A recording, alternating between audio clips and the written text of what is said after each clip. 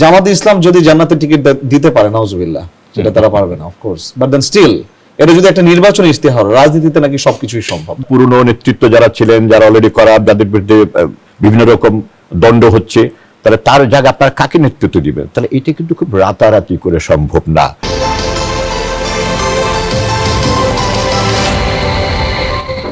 শুধু দর্শক মন্ডলী, শুভ সন্ধ্যা। আপনাদের সবাইকে স্বাগত জানাচ্ছি নিউজ 24 এর নিয়মিত টক শো মুক্তির কথাতে। আমি ডেল এইচ খান। আজ আমরা আলোচনা করব একটি অত্যন্ত গুরুত্বপূর্ণ এবং সংবেদনশীল বিষয় নিয়ে, নির্বাচনী ঝুঁকি থেকে মুক্তির উপায়। আগামী 12 ফেব্রুয়ারি 2026 বাংলাদেশের 13তম জাতীয় সংসদ নির্বাচন। একদিকে দীর্ঘদিন পর একটি অন্তর্বর্তীকালীন সরকারের অধীন নির্বাচন, অন্যদিকে রাজনৈতিক সহিংসতা, নিরাপত্তা ঝুঁকি, ভুয়া তথ্যের বিস্তার, অর্থনৈতিক চাপ এবং সাম্প্রদায়িক আশঙ্কা। সব মিলিয়ে প্রশ্ন একটাই, এই নির্বাচন কি দেশকে স্থিতিশীলতার পথে নিয়ে যাবে নাকি আরো ঝুঁকির দিকে ঠেলে দেবে? এই গুরুত্বপূর্ণ প্রশ্নগুলো নিয়েই আজ আমাদের সাথে আলোচনা করতে স্টুডিওতে উপস্থিত আছেন দুইজন বিশ্লেষক। আমার ডানে আছেন মেজর জাকির হোসেন এবং আমার বামে আছেন মেজর আব্দুল্লাহ আল মাহমুদ। মেজর জাকির, তফসিল ঘোষণার একদিন পর হাদি মারা গেল এবং এর পর থেকে সহিংসতা চলছেই, একই সাথে চলছে উত্তপ্ত বাক্য বিনিময়, কেউ টিকিট বিক্রি করছে, কেউ কার্ড। এই অবস্থায় আপনার কি মনে হয়, এই যে সহিংসতা চলছে এবং সামনে যে সহিংসতার আশঙ্কা, এটার মূল চালিকা শক্তি কি এবং এটা আসলে আরো কত ভয়াবহ রূপ নিতে পারে নির্বাচনের আগে অথবা পরে? আপনাকে ধন্যবাদ। এই ঠিক নির্বাচনের এই ডামাডোল যখন চলছে, তখন আমাদের এটা একটা অত্যন্ত হট টপিক। এই সময় সেটা আলোচনা করার জন্য আমাকে নিজেই দুঃখবোধ হচ্ছে যে এরকম তো হওয়ার কথা ছিল না। বিশেষ করে আমাদের জুলাই আগস্টের এত বড় একটা ঘটনার পরে এতগুলো আত্মাহুতি, এতজনের পঙ্গুত্ব, সবকিছুর পর আমাদের পুরো জাতির মধ্যে একটা অ্যাসপিরেশন ছিল যে আমরা নতুন কিছু ভাববো, আমরা নতুন একটা গণতান্ত্রিক নিয়মের মধ্যে যাব। কিন্তু আমরা দেখতে পাচ্ছি যে ইদানিংকালে যে সমস্ত ঘটনা হচ্ছে, আমি একটা কথা বলি তার আগে, আসলে হয় কি, এই নির্বাচনী যে সহিংসতা, এটা আমার মনে হয় একটা আমাদের এই সাউথ এশিয়ার আর আমাদের বিশেষ করে আমাদের সংস্কৃতিতে একটা অঙ্গ হয়ে গেছে। আজকে নতুন কিছু না, দু একটা ভালো নির্বাচন যদি হয়েও থাকে, তার মধ্যে দু একটা যে ঘটনা ঘটে না তা না। কিন্তু দুঃখের বিষয় যে হাদির মৃত্যুটা অ্যাকচুয়ালি এটাকে একটা চরম পরিণতির দিকে নিয়ে যাচ্ছে। আমি ব্যক্তিগতভাবে তার সাথে দেখা করেছি, তার একটা বক্তৃতা শুনেছি দাঁড়িয়ে। তার স্পিরিট, তার যে দেশ চিন্তা, নতুন প্রজন্মের জন্য তার ভাবনা, এটি নিয়ে তার ভাবনা ছিল এবং তার যে অ্যাসপিরেশনটা ছিল, সেটাকে একটা কণ্ঠ রোধের চেষ্টা হচ্ছে তাকে হত্যার মাধ্যমে। এবং তার ধারাবাহিকতায় আমরা এখন বিভিন্ন জায়গায় শুনছি, যদিও আমি নিজেও কিন্তু একটা নির্বাচন করছি একটা সংসদীয় আসন থেকে, সেটা হচ্ছে ঢাকা 10।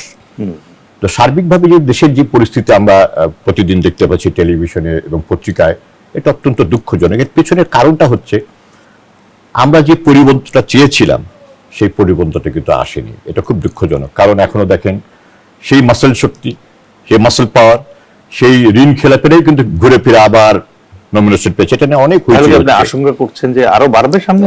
নিশ্চয়ই এটা বাড়ার সম্ভাবনা আছে। তবে সেই ক্ষেত্রে ভোটারদেরকে যদি আমরা আশ্বস্ত করতে না পারি, ভোটারদের যদি টার্নআউট ভালো না হয়, ওনারা যদি নেমে এসে ভোট দানে যদি বিরত থাকেন, তাহলে আমি মনে করবো এটা আমাদের গণতন্ত্রের জন্য, ভবিষ্যতের জন্য ভয়াবহই শুধু না, এটা অত্যন্ত দুঃখজনক। নিরাপত্তা বাহিনী কি এখন ওই সক্ষমতায় আছে? নিরাপত্তা বাহিনীর সক্ষমতাটা নিয়ে প্রশ্ন অনেকে করছেন। যদিও আমরা দেখছি যে আমাদের স্বরাষ্ট্র উপদেষ্টা অনেক আশ্বস্ত করছেন, ইউনূস সরকার আমাদেরকে অনেক আশ্বস্ত করার চেষ্টা করছেন। নিরাপত্তা বাহিনীর সদস্যরা প্রতিনিয়ত, আমি যেহেতু প্রার্থী, আমার সাথে কিন্তু যোগাযোগ করছেন। আমার মনে হয় শুধু যোগাযোগ করে আর একটা টেলিফোন করে যথেষ্ট নয়, বিকজ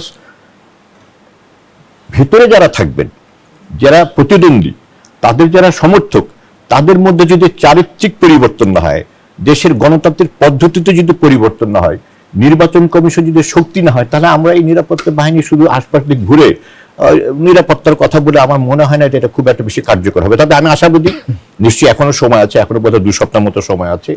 নিরাপত্তা বাহিনী আরো অ্যাক্টিভ হবে, নির্বাচন কমিশন আরো ব্যবস্থা নেবেন, যেখানে যে কন্দ হচ্ছে, অভিযোগ হচ্ছে, সেগুলোর ব্যাপারে। Thank you. মাহমুদ, আপনার কি মনে হয় যে রাজনীতি করার অপরাধে এই যে একে অপরকে মেরে ফেলা, এই যে সহিংসতা, এই সংস্কৃতি থেকে কি বাংলাদেশ আদৌ পারবে কখনো বের হয়ে আসতে? ধন্যবাদ স্যার আপনাকে, এবং আপনার মাধ্যমে নিউজ 24 দর্শক যারা শুনছেন সবাইকে শুভেচ্ছা জানাচ্ছি। প্রথমত আমাদের কিছু ইনহেরিটেড স্বভাবজাত প্রবৃত্তি আসলে আমরা নিয়ে এসেছি। তার মধ্যে একটা হচ্ছে পরস্পরের প্রতি আমাদের সহিংস আচরণ, এটা হোক কারণে হোক অকারণে, কিন্তু তার পিছনে একটাই শুধু অংশ বাক্য থাকে, অথবা কি বলবো, একটা লাভের অংশ থাকে, সেটা হচ্ছে আমি যেন নিজে লাভবান হই এবং অন্য যেন না হয়।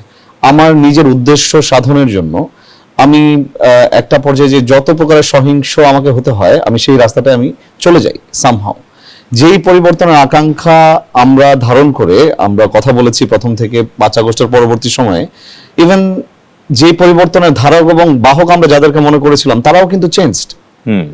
এই চেঞ্জ সার্কামস্টেন্সেসে এই সোসাইটিতে হঠাৎ করে আসলে আমরা যখন নিজেদেরকে পরিবর্তন করতে চাই, দুইটা জিনিস হয়। একটা হচ্ছে হয় আমরা সত্যি আমরা পরিবর্তিত হয়ে যাই, এবং এটা খুবই কম, খুব লেস পার্সেন্টেজ, আমি 1%ও বলবো না, অথবা আমরা তথাকথিত সমাজের যে আগের যে কলুষিত যে স্বভাব চরিত্রগুলো ছিল সেটার সাথে আমরা গা ভাসিয়ে দিই।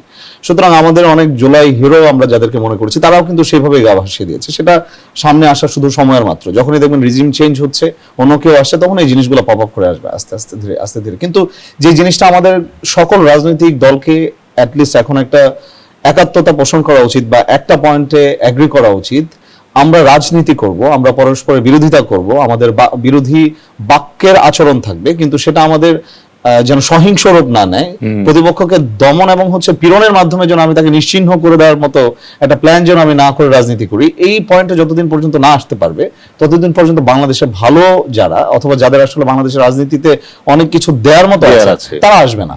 ধন্যবাদ। আমি এখান থেকেই আসছি আরেকটা প্রশ্ন, সেটা হচ্ছে বৈধতার ব্যাপারটা নিয়ে।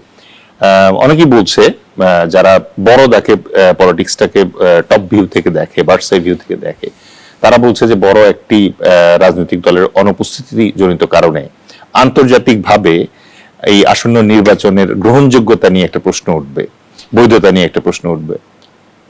আমার কাছে স্যার স্পষ্টভাবে মনে হয় যে আসলে আমাদের বাংলাদেশের প্রত্যেকটা নির্বাচন কি প্রশ্নবিদ্ধ যেন কোনোভাবে করা যায়, এবং প্রশ্ন যাতে আসলে থেকে যায়, এটার কারিশমাটা আমরা খুব ভালো পারি। নির্বাচন প্রপার হলো কি হলো না এটা পরের ইস্যু, বাট এর জন্য কখনো না কখনো একটা প্রশ্ন যেন, একটা বড় প্রশ্ন আসতে পারে, সেই পন্থাটা আমরা রেখেই তারপর হচ্ছে কাজ করি। Like what I said that Bangladesh Awami League, আপনি আওয়ামী লীগের কথাই বলছেন, আমি নামই বললাম আওয়ামী লীগ। তার 2008 সালে যখন আওয়ামী লীগ সরকার গঠন করে, তখন 48% ভোট পেয়ে তারা সরকার গঠন করেছিল, এটা স্ট্যাটিস্টিক্স বলে।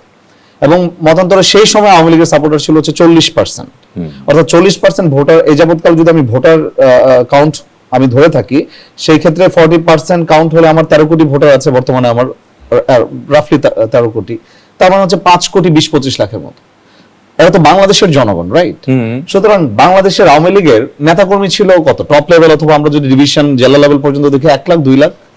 বাকি যে সাপোর্টার অথবা ভোটার যারা ছিল, তাদেরকে কিন্তু আমি সরাসরি ভোট দিতেই অনুৎসাহিত করছি। কিভাবে? যে আওয়ামী লীগ নাই, তারা তো আসবে না। এবং আমাদের দেশের রাজনীতিগুলো হয় বংশ পরম্পরায়, আমাদের রাজনীতিগুলো হয় আমি যে রাজনৈতিক দল করছি ইউরোপ আমেরিকার মতো, আমি আজকে আমার আইডিওলজির সাথে মিল নাই, আমি কালকে I am resigning from my post, is not happening like this in our country. So সেই ক্ষেত্রে তারা কিন্তু এই দল চেঞ্জ করবে না, তারা যেটা করবে তারা ভোট দিবে না, তাদের ভোটাধিকারটা তারা চর্চা করবে না। অর্থাৎ 5 কোটির উপরে জনগণের আমরা কিন্তু ভোটাধিকার কিন্তু আমরা নিশ্চিত করতে পারছি না ইন্টারিম গভর্নমেন্ট। এখন প্রশ্ন আসতে পারে, last week perhaps or last week প্রধান উপদেষ্টা নিজেই বলেছেন রিকনসিলিয়েশন কমিশনের কথা, অর্থাৎ রিকনসিলিয়েশন কমিশনের মাধ্যমে আওয়ামী লীগের শুদ্ধাচারের মাধ্যমে তাদেরকে যেন নিয়ে আসা যায় সামনে, সেরকম প্ল্যানের কথা বলেছেন। এই প্ল্যানের গল্প তো হয়েছে সেই 5 আগস্টের পরবর্তী সময়, যখন সেপ্টেম্বরে যখন আসিফ নজরুল সাহেব সাউথ আফ্রিকার কথা উদাহরণ যখন দিলেন তখন। সুতরাং সেই দেশে যদি হয়ে থাকে, উনি বলেছিলেন তখন স্পষ্টভাবে মিডিয়াতে বলেছিলেন যে আমরা সেই দেশের কমিশন কিভাবে কাজ করেছে সেটা আমরা জানবো, আমরা সেটা দেখবো, এবং সেই অনুযায়ী আমাদের দেশের রিকনসিলিয়েশন কমিশন করা যায় কিনা সেটার পন্থা আমরা যাবো। আমি বলছি না যে আওয়ামী লীগকে এখনই এই নির্বাচনে নিয়ে আসতে হবে, বাট সেই প্রথম থেকে কিন্তু এই সরকার যদি প্রথম থেকেই এই রিকনসিলিয়েশন অথবা টপ লেয়ারের এই টোটাল আবর্জনা সম্বলিত যে লিডারশিপ ছিল সেটাকে বাদ দিয়ে এই তৃণমূলের 5 কোটি জনগণকে যদি কিছুটা স্পেস দিয়ে নতুন করে রাজনীতি করার অধিকার দিত, এই রাজনীতি এই নির্বাচন স্পষ্টবিদ্ধ হতো না, কিন্তু এখন হবে। আমরা কখনো না কখনো এই আলোচনায় আবার ফিরে আসবো। শুধু দর্শক মন্ডলী, নিচ্ছি ছোট্ট একটা বিরতি, ফিরে এসে আবার আলোচনা করব ভোট বর্জন নিয়ে। ধন্যবাদ। মেজর জাকির, মেজর মাহমুদ যা বলছিলেন যে সার্বিক পরিস্থিতিতে মনে হচ্ছে যে ভোট বর্জন এবং এই যে গুজব, ভয়ভীতি সবকিছু মিলিয়ে একটা বর্জনের ব্যাপারটা প্রায়োরিটি পেতে যাচ্ছে। তাহলে এর ফলাফল এই আসন্ন যে নির্বাচন আছে তার উপর কিভাবে প্রভাব ফেলতে পারে? ধন্যবাদ আপনার এই প্রশ্নের জন্য। আমি মেজর মাহমুদের কথা প্রসঙ্গে টেনে বলছি। আসলে দেখেন, আওয়ামী লীগের ব্যাপারটা খুব সেন্সিটিভ এই মুহূর্তে। হ্যাঁ, এটা মানুষ মনে করছে যে একটা, এখন কিন্তু আমাদের দেশ এবং জাতি কিন্তু বিভক্ত। আমি যেটা মনে করি হয় কি, দেখেন খুব ইন্টারেস্টিং, আমাদের এই আওয়ামী লীগের যে লিডারশিপ, টপ লিডারশিপ, তারা কিন্তু কেউ দেশে নেই। মাঠ পর্যায়ে লক্ষ লক্ষ কর্মী আছে। এখন হয় কি, আমি যখন একজন লিডার, আমার যারা কর্মী থাকবেন তারা তো একটা প্রভাব থাকবে তাদের উপরে, তারা তো আমাকেই ফলো করবেন। আমি যদি ভালো করি, বন্ধ করি, দ্যাট ওই ইনফ্লুয়েন্সটা তাদের উপর পড়বে। তো এই যে কর্মীগুলো যারা আছেন তাদেরকে তো আমাদেরকে, তারাও তো আমাদের ভোটার, কিন্তু তাদেরকে কিভাবে অর্গানাইজ করব সেটা হচ্ছে বড় প্রশ্ন। এখন যদি আপনি বলেন যারা পুরনো নেতৃত্ব যারা ছিলেন, যারা অলরেডি করা, যাদের বিরুদ্ধে বিভিন্ন রকম দণ্ড হচ্ছে, তাহলে তার জায়গা আপনার কাকে নেতৃত্ব দিবেন? তাহলে এটা কিন্তু খুব রাতারাতি করে সম্ভব না।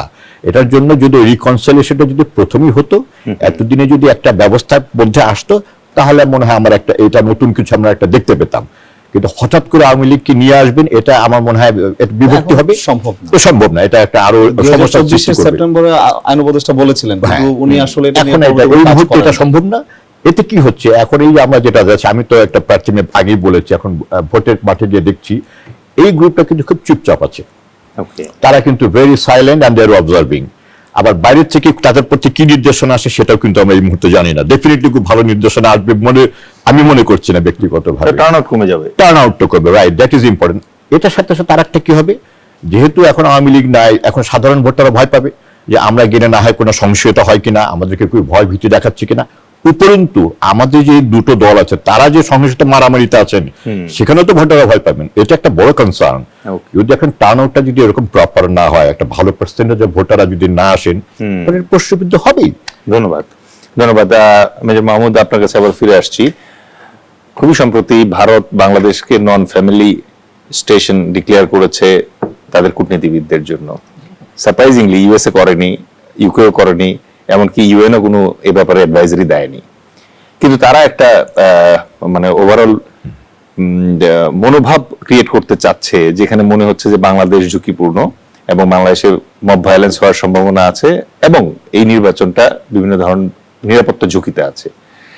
বর্তমানে আমাদের নিরাপত্তা বাহিনীর যে স্টেট, তাতে কি তারা সক্ষম এই নিরাপত্তা ঝুঁকি কাটিয়ে একটা গ্রহণযোগ্য নির্বাচন দিতে? ধন্যবাদ স্যার আপনাকে। আবার আমি মনে করি কাগজে কলমে শক্ত অবস্থানে আছে আমাদের বর্তমানে, সক্ষম এবং শক্ত পজিশনে আছে আমাদের আইন শৃঙ্খলা বাহিনী, কাগজে কলমে সোফার। কিন্তু এখন এই অপারেশন রুম থেকে বের হয়ে অপারেশন গ্রাউন্ডে যখন আসলে টেস্টটা দিতে যাবে, তখন বোঝা যাবে আসলে তাদের কার্যত কত তারা সক্ষম সেটা করতে। এখন আমি বলবো যে স্যার, এই ইলেকশনটা হবে একটা হাই রিস্ক ন্যাশনাল সিকিউরিটি অপারেশনের মতো বর্তমান যে ইলেকশনটা হবে, প্রোভাইডেড উইথ আমার নেইবারিং কান্ট্রি ইন্ডিয়া আমার এগেইনস্টে আছে। বাংলাদেশের অবশ্যই তারা বর্তমানে বাংলাদেশের নির্বাচন এবং নির্বাচনের মাধ্যমে যারাই ক্ষমতায় আসুক না কেন, হয় বিএনপি, না হয় হয়তোবা জামাত, বিএনপির জোট অথবা জামাতের মাধ্যমে যে জোট আছে সে যে কোনো একজন আসবে, অথবা অন্য কেউ আসতে পারে সারপ্রাইজিংলি, কারণ বাংলাদেশের মানুষ অথবা ডিসিশন চেঞ্জও করতে পারে এবার। তাই যদি হয়ে থাকে, আমি বলতে যাচ্ছি যে স্যার, এবার আমাদের অনেক নতুন মুখ দেখা যেতে পারে, যাদেরকে আমরা হয়তো অনেক সময় চিন্তা করতে পারি না যে তারা গতানুগতিক ইলেকশনের মাধ্যমে প্রসেস দিয়ে বের হয়ে আসবে। এর বাইরেও মানুষ এবার হয়তো তাদেরকেই আসলে সিলেক্ট করে অথবা তাদেরকেই নির্বাচিত করে এনে দেখা দেবে যে we need change. Bullet proof গাড়ি, তারপরে ৩ শতাধিক সশস্ত্র সেনাবাহিনী দিয়ে বিশেষ বিশেষ দলকে যে মানে নিরাপত্তা দেয়া হচ্ছে, তাতে কি ভোটের মাঠ একটু ঝুঁকে যাচ্ছে না একদিকে? দুইটা জিনিস স্যার, একটা হচ্ছে আমার কাছে যেটা মনে হয় যে high value target, high value personals is important. এটা আমাদেরকে প্রথমে অ্যাকনোলেজ করতে হবে। এখন প্রোভাইডেড উইথ যে কোনো একটা দলের, তারা যদি মনে করে তাদের মুখপাত্র অথবা তাদের দলীয় প্রধান যিনি আছেন তিনি হাই ভ্যালু টার্গেট, আমি ক্লেম করতেই পারি আমাকে হাই ভ্যালু টার্গেট। আমি এখন বের হয়ে আমি বলতে পারি যে আমি high value target, give me security. আসলে আমার সোশ্যাল ব্যাকগ্রাউন্ড, আমার পার্সোনাল ব্যাকগ্রাউন্ড, আমি কি করছি, আমার কন্ট্রিবিউশন কি, আমার ফলোয়ার্স কত, আমি যদি টার্গেটেড হই, এটা রাফলি আমার টোটাল ন্যাশনালি আসলে ইম্প্যাক্টটা কতটুকু, এই ইম্প্যাক্ট অ্যানালাইসিসের মাধ্যমে I get the high value target. আমি জাস্ট মুখে বললাম আমার হাই ভ্যালু টার্গেট হলো, ব্যাপারটা এরকম না। আমরা যেভাবেই বা যে ফরম্যাটেই বলি না কেন, আমি বিএনপির কোনো সমর্থক অথবা আমি ভোটার হিসেবে আমি কথা বলছি না, বিকজ আমি এখনো পর্যন্ত ডিসাইডই করি না কাকে ভোট দেবো, টু বি ভেরি অনেস্ট। সুতরাং তারেক রহমান বর্তমানে বাংলাদেশে আসছেন, উনি যে বাংলাদেশে এসেছেন এবং বাংলাদেশে উনি মুভ করছেন, উনি যখন প্রথমে এন্ট্রি করেছেন যেই সিকিউরিটি অ্যারেঞ্জমেন্ট ছিল, আমি মনে করি এটা নেসেসারি ছিল ইন এ সেন্স, প্রথমত দেখানো যে রাষ্ট্রের সকল সিকিউরিটি ফোর্সেস যারা আছে তারা একত্রিত ভাবে আসলে একটা জয়েন্টলি যে কোনো সিকিউরিটি সিচুয়েশন হ্যান্ডেল করার জন্য তারা প্রস্তুত। This is one. ইনভেরিয়েবলি উনি একজন হাই ভ্যালু টার্গেট, এটা আমাদেরকে অ্যাকনলেজ করতে হবে। আজকে যদি ওনার কিছু একটা হয় বা উনি যদি লেটস সে ফর এক্সাম্পল আল্লাহ না করুক যদি কোনো অ্যাসাসিনেশন হয়ে যায়, আমার ব্যক্তিগতভাবে মনে করি দেশ একটা গৃহযুদ্ধের দিকে যাবে। তাহলে লিমিটেড রিসোর্স নিয়ে মানে বিশেষ কাউকে বিশেষ নিরাপত্তা দিয়ে এরপরে আসলে ওরকম ভাবে ওনাকে আর খুব বেশি দিতে দেখি নাই। এখন যেমন বিভিন্ন জায়গায় উনি সমাবেশ করছেন, ইউজুয়াল প্রটোকল যেটা নাহিদ ইসলামকে দেওয়া হয়েছে সেই সেম প্রটোকল হুবহু প্রটোকলে তাদেরকে। তাহলে তো এই জায়গায় ক্লেম করতেই হবে যে ওভারঅল নিরাপত্তা পরিস্থিতি অনেকটা কন্ট্রোলে আছে। আমি মনে করি ওভারঅল নিরাপত্তা পরিস্থিতি বর্তমানে অনেকটা কন্ট্রোলে আছে, কিন্তু এখন রিস্ক ক্যাটাগরাইজেশনটা আমাদের আইন শৃঙ্খলা বাহিনী স্পেশালি আমাদের স্বরাষ্ট্র উপদেষ্টা মহোদয় এবং তার টিম ওনারা কিভাবে করেছেন সেটা দেখার ব্যাপার। কারণ কিছু কিছু আমার এলাকা থাকবে যেটা ঝুঁকিপূর্ণ, কিছু থাকবে ঝুঁকি মুক্ত, কিছু থাকবে কিছু জায়গা বলছে যে অর্ধেকের বেশি মানে ভোট কেন্দ্র ঝুঁকিপূর্ণ।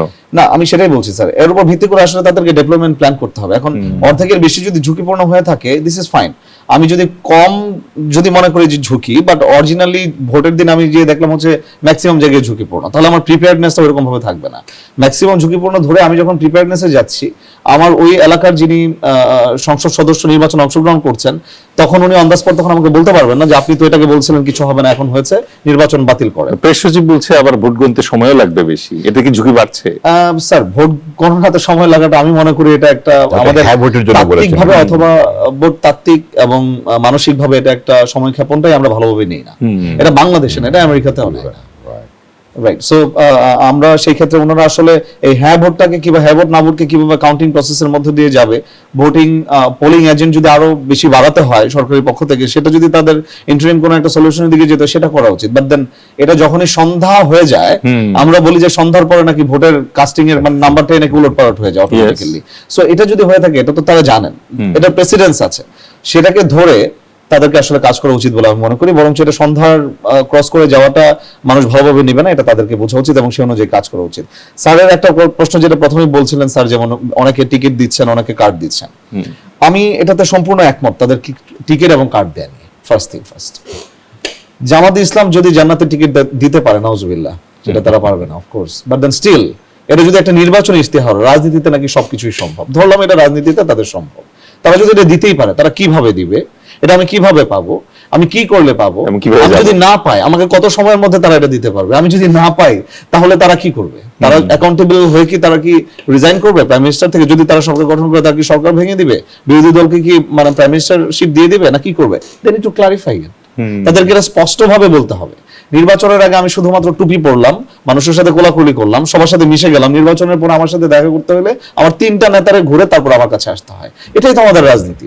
সুতরাং তাকে এখন ব্ল্যাক এন্ড হোয়াইট বলতে হবে এবং সেটা ইস্তেহারের মতো, তার যে ইস্তেহার এটার মধ্যে উল্লেখ থাকতে হবে এবং সেটা ফেইলিং টু ডু সো আমাকে পদত্যাগ করতে হবে। সিম্পল।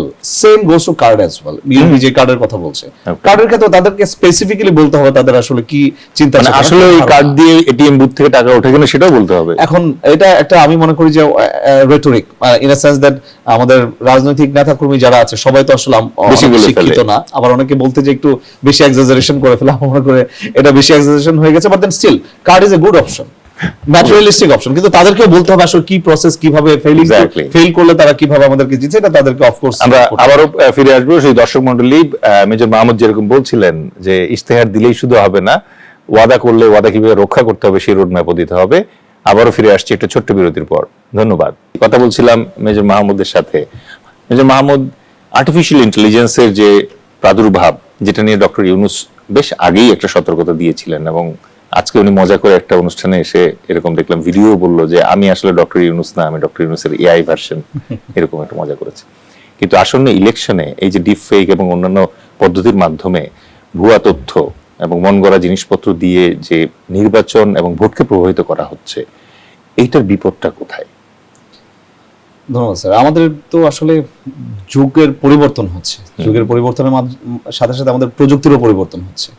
এআই এখন সবার হাতে আছে, সবাই এটার ইউজ জানে, আবার অনেকে এটার অ্যাবিউজটাও জানে। সুতরাং আমি যদি জেনেই থাকি এআই এর মাধ্যমে আমার একটা ডিপ ফেক ভিডিও চাইলে এখনই 5 মিনিটের মধ্যে করে দেওয়া সম্ভব, পার্টি হিসেবে আমি যদি সেই আমার আন্ডারস্ট্যান্ডিংটা থাকে, টেকনোলজিক্যালি হ্যান্ডেল করার জন্য, নির্বাচনের মাঠ হ্যান্ডেল করার জন্য আমার একটা ডেডিকেটেড টিমই থাকা উচিত। ফার্স্ট থিং ফার্স্ট, আমি পার্টি থেকে আসছে পরে সরকারের কাছে যাব, তাদের কাজটাই হবে বিভিন্ন জায়গায় সেন্সিটিভ পয়েন্টগুলোতে ইস্যু করে তাদের কোনো প্রার্থী অথবা তাদের দলের লিডারশিপের উপরে, লিডারশিপকে নিয়ে কোনো ধরনের এআই দিয়ে কোনো কিছু বানানো হচ্ছে কিনা, বা সেগুলোকে প্রপাগান্ডা ক্যাম্পেইন হিসেবে সেগুলো রিউমার আকারে ছড়ানো হচ্ছে কিনা, তাদেরকে এই প্রপাগান্ডা ক্যাম্পেইনের উপরে কাউন্টার প্রপাগান্ডা ক্যাম্পেইন করতে হবে। ইলেকশনের একটা one of the part is counter propaganda campaign. এটা হচ্ছে ইলেকশন ক্যাম্পেইন যে একটা কমিটি থাকে সেখানে থাকার কথা। আমি ভালো লেগেছে যে এই বছর এই নির্বাচন আমি প্রথম দেখেছি একটা ফুল ফ্লেজেড কমিটি করে তারা কিছু একটা চেষ্টা করছে বাংলাদেশের রাজনৈতিক দলগুলো। দিস ইজ গুড, যদিও এটার মধ্যে অনেকটা অপূর্ণতা রয়ে গেছে, সেটা আমি একটা আমার ভিডিওতে বলেছি, বাট দেন স্টিল তারা এটা স্টার্ট করেছে। সুতরাং এখানে একটা টিমই থাকবে যারা এই প্রযুক্তিগত যে লড়াইটা আছে তাদেরকে চলমান থাকতে হবে। আমাকে প্রযুক্তিগত লড়াই টিকে থাকতে হবে এবং আমাকে সেখানে জিততে হবে। This is number one. আমার এআই দিয়ে ফেক ভিডিও করলো, আমি জানি যে এটা এআই দিয়ে তৈরি করা, আমি কিছু বললাম, আমি বললাম না এটা তো এআই দিয়ে করা, ওরাই ধরা খাবে। অ্যাকচুয়ালি রং, ওরা ধরা খাবে না, ওরা যেটা আমার ড্যামেজটা ওরা করে ফেলছে। সুতরাং আমার যে কাউন্টার টিম থাকবে তাদের কাজই হবে এই জিনিসগুলো নিয়ে হচ্ছে কাউন্টার। সরকারের কি ফ্যাক্ট চেকিং মেকানিজম আছে? ওদের সরকারের যে ফ্যাক্ট চেকিং যে অপশনটা ছিল, দিস ইজ ভেরি লিমিটেড আমার কাছে মনে হয়। বাংলাদেশের প্রত্যেকটা প্রার্থী, অনেক প্রার্থী এখন, আমি কত সব প্রার্থী আমি জানি না সঠিক, বাট দেন সবাইকে সাপোর্ট দেয় সরকারের নৈতিক দায়িত্ব। সেই ক্ষেত্রে এটা যদি হয়েই থাকে, আপনি দেখবেন স্যার, এই আমি আজকে সকালে দেখছিলাম আমার এক ভাই হার্ভার্ড বিজনেস স্কুলে যিনি পড়ালেখা করেছেন, উনি বাংলাদেশের এআই পলিসি যেটা মেকিং হয়েছে ফায়াজ ভাইয়ের মাধ্যমে, সেটার ফায়াজ সাহেবের মাধ্যমে ওইখানে উনি সংযুক্ত ছিলেন। তো উনি বলছিলেন যে কিভাবে কি করেছেন। This is already too late. সুতরাং আমাদের সরকার প্রথমেই দরকার ছিল যে এটা যদি আমরা থ্রেট হিসেবে মনে করতাম, এটা থার্ড ডাইনামিক্স থ্রেট, প্রথম থেকে এটার উপরে কাজ করে এটাকে কিভাবে মিটিগেট করা যেত সেই অনুযায়ী কাজ করা দরকার ছিল। অনুমতি স্যার, কুইক একটা পয়েন্ট আমি যদি বলে ফেলি, যে আমাদের এই খুব সংক্ষেপে বলবো যে আমাদের এই নির্বাচনটা হবে আসলে একটা ইন্টেলিজেন্স শেয়ার্ড সিকিউরিটি অপারেশন। এখানে ইন্টেলিজেন্সের শেয়ারিংটা খুব গুরুত্বপূর্ণ, যেহেতু হাই ভ্যালু টার্গেটস আছে, এখানে অনেক ধরনের ঝামেলা হতে পারে, এবং হোল ডেভেলপমেন্টটা হবে ইন্টেলিজেন্স লেড ডেভেলপমেন্ট, এর উপর ভিত্তি করে আসলে আমাদের সিভিল মিলিটারি যে রিলেশনশিপটা খুব গুরুত্বপূর্ণ। নাম্বার ওয়ান, আর্মি অনেকদিন ধরে যেহেতু গ্রাউন্ডে আছে, সিভিল মিলিটারির সাথে রিলেশনশিপটা খুবই ভালো এখন, this is a good thing. But then এই শেয়ারিং এবং কন্ট্রোল, কমান্ড এন্ড কন্ট্রোলের মধ্যে যদি কোনো ধরনের অস্পষ্টতা থেকে থাকে, এটা তো আমাদেরকে ভোগাবে। একটা জাস্ট 30 সেকেন্ডে স্যারের যে একটা কথা বলেছেন যে ঋণ খেলাপিরা যে এবার অংশগ্রহণ করছে নির্বাচনে, আমি মনে করি ঋণ খেলাপিদেরকে অংশগ্রহণ করতে দেওয়া উচিত তাদেরকে যারা হচ্ছে আওয়ামী লীগের সরকার আমলে যদি তারা ঋণ নিয়ে থাকে এবং সেই ঋণ নিয়ে যদি তারা ব্যবসা করতে না পারে, তারা যদি ঋণ খেলাপি হয় তাদেরকে অংশগ্রহণ করতে দেওয়া উচিত। কারণ আমাদের যে সচিব মহোদয়রা যারা চাকরি চলে গিয়েছিল আওয়ামী লীগের সময়, তাদেরকে তো আমরা রিহ্যাবিলিটেশন করেছি, তাদেরকে চাকরি ফেরত দিয়েছি। সুতরাং যে ব্যক্তি ব্যবসা করতো, দিস ইজ হিজ অকুপেশন, তার যদি সেখানে যদি প্রপারলি ব্যবসা না করতে পারে, ঋণ খেলাপি হয়, তাদেরকে নির্বাচন। Very interesting. Mister Zakir, last point. না, তার কথাটা ঠিকই আছে, পাশাপাশি সেই ক্ষেত্রে তাহলে আমাদেরকে একটা সেল গঠন করতে হবে যেখানে আমাকে জানতে হবে তাদের ব্যাকগ্রাউন্ড কি, কোথা থেকে যাচাই বাছাই করতে হবে। এটা যদি সরকার ইতিমধ্যে না করে থাকে, তাহলে তাদেরকে নির্বাচন করতে দেওয়া উচিত। সরকারের ব্যর্থতা। আদারওয়াইজ এটা যদি তারা আগের থেকে চিন্তা করতে ভাবতো, এই ধরনের একটা চিন্তা থাকতো, তাহলে আমার মনে হয় একটা সেল গঠন করে যারা ঋণ খেলাপি কি কারণে হয়েছে, আমার মনে হয় ইটস এ বিগ ইস্যু। এটা রাতারাতি এটা করা সম্ভব না। তখন আপনাকে দেখা যাবে যে কে কিভাবে এটাকে কিভাবে ম্যানিপুলেশন করছে, সেটাও একটা প্রশ্ন থেকে যাবে। আমার মানে ঋণ খেলাপি ব্রডার সেন্সে ঋণ খেলাপি হোয়াট এভার যে সময় হোক, তাহলে সেই সময় যদি ঋণ খেলাপি হয়ে থাকে বিগত সরকার সময়, সেই সময় তো সে ঋণ খেলাপি ছিল at the end of the day. তো সেই সময়টা তার আরো বেশি সুযোগ ছিল তাই ঋণটাকে অ্যাডজাস্ট করা। কেন করেনি? এটার অভ্যাসগত কারণে। আর আমাদের একটা চারিত্রিক বৈশিষ্ট্য হয়ে গেছে, আমরা ঋণ খেলাপি, বিদেশি আছে, টাকা পয়সা আছে, এখানে আসবো, একটা ওই যে কোকিলের সময়ের মতো, বসন্তের কোকিলের মতো আসবো, একটা সময় পার করব, যদি ইলেক্টেড হই বলে I will stay here, otherwise আমি চলে গেলাম দেশ থেকে। আমার মনে হয় ইলেক্টেড হই জায়গা থেকেই শেষ প্রশ্নটা করছি, খুবই সংক্ষেপে যদি আনসার দেন। সেটা হচ্ছে যে যদি ইলেকশন 12 তারিখে হয় এবং ইলেকশন পরবর্তী সময়ে যে সহিংসতার আশঙ্কা আছে, এবং আমাদের দেশে ইলেকশনের পরে কিন্তু সাম্প্রদায়িক সহিংসতাও হয়, এ ব্যাপারে আপনার কোনো পরামর্শ? হ্যাঁ, নিশ্চয়ই। এটা একটা খুব অত্যন্ত গুরুত্বপূর্ণ প্রশ্ন। কারণটা কি, এখন এখানে দুটো পার্ট আছে, একটা হচ্ছে জাতীয় আর একটা হচ্ছে আন্তর্জাতিক। জাতীয় পর্যায়ে যে সমস্যাটা হয়, আমরা তো এখনো প্রেডিক্ট করতে পারছি না সেই কে সরকার গঠন করবে। আমি একজন ক্যান্ডিডেট, আমাদের দেশের সমস্যাটার কথা আমি ভেবে নিয়েছি যে আমি এমপি হতেই হবে আমাকে, একটা লোগো থাকবে, আমি একটা রেড পাসপোর্ট পাবো, একটা বড় গাড়ি থাকবে, আমার একটা তোষামতকারী থাকবে। এই যে একটা মানুষের যে একটা আকাঙ্ক্ষা, একটা বাজে আকাঙ্ক্ষা, এখান থেকে কিন্তু সংঘর্ষের তৈরি। আমি নির্বাচন করছি, আমি আমার সর্বাত্মক দিয়ে চেষ্টা করবো, যদি আমার ভাগ্যে থাকে ভোটাররা যদি আমাকে মনে করেন যে আমি যোগ্য প্রার্থী দিবেন, সরি ওকে নো প্রবলেম।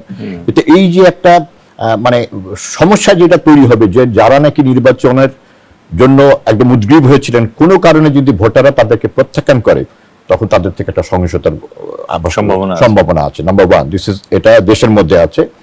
দ্বিতীয়ত হচ্ছে, আপনি দেখছেন যে খুব তাড়াতাড়ি কিন্তু খুব ইমিডিয়েট বেশ কিছু আন্তর্জাতিক সিনারিও চেঞ্জ হচ্ছে।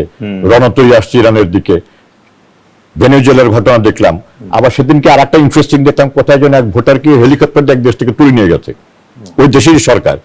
সিনারিও গুলো খুব চেঞ্জ হচ্ছে, বৈশ্বিক ব্যবস্থাটা পরিবর্তন হচ্ছে, অর্থনৈতিক ব্যবস্থাটা পরিবর্তন হচ্ছে। সেই কারণে যে পরবর্তী যে সরকার আসবে, তাদের কিন্তু lot of challenges, I tell you. এটাকে ম্যানেজ করাটা একটা মানে একটা চ্যালেঞ্জের ব্যাপার হয়ে দাঁড়াবে। আমাদের ততদিন পর্যন্ত অপেক্ষা করতে হবে। ধন্যবাদ। ধন্যবাদ মেজর জাকির, ধন্যবাদ মেজর মাহমুদ। শুধু দর্শক মন্ডলী, আজকের এই আলোচনা থেকে একটি বিষয় খুব পরিষ্কার, নির্বাচন শুধু ভোটের দিন নয়, এটি একটি পুরো প্রক্রিয়া। আর এই প্রক্রিয়া যদি সহিংসতা, ভীতি, ভুয়া তথ্য এবং বিভাজনের মধ্যে আটকে যায়, তাহলে গণতন্ত্র দুর্বল হয়। নির্বাচনী ঝুঁকি থেকে মুক্তির পথ একটাই, রাজনৈতিক দায়িত্বশীলতা, শক্তিশালী ও নিরপেক্ষ প্রতিষ্ঠান, নিরাপত্তার পাশাপাশি তথ্যের সুরক্ষা এবং সবচেয়ে গুরুত্বপূর্ণ সচেতন নাগরিকদের অংশগ্রহণ। ভোট মানে শুধু ব্যালট নয়, ভোট মানে ভবিষ্যতের দিক নির্দেশনা। এই আশাতেই আজকের মতো এখানেই শেষ করছি মুক্তির কথা। আমি ডেল এইচ খান, নিউজ 24 এর সঙ্গে থাকার জন্য আপনাদের সবাইকে ধন্যবাদ। শুভরাত্রি।